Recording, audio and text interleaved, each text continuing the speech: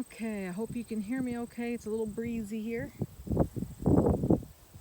Jack's down there somewhere. Jack! Anyway, I'm here. I found some wild sage. You can see this here. It has to be silver underneath the leaves. This is the wild prairie sage. This is what the Indians use for smudge sticks. This is excellent smelling sage. I love it. This is what I pick to make my smudge sticks.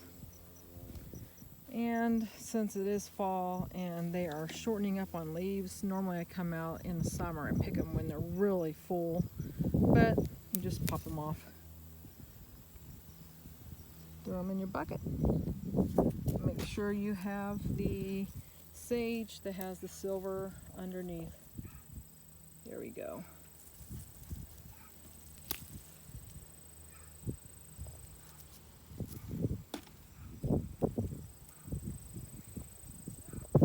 You gonna help me get some sage? Where are you going? Okay, Mom. Say hi. It's goofy. Too hyper to sit still.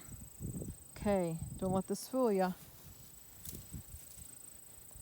Here is this here. Looks like sage, but it is not. It does not have the silver under the leaves. And you want to look for the sage that looks like that. And as a matter of fact, this here, which looks like sage but is not, this is your common ragweed. Okay,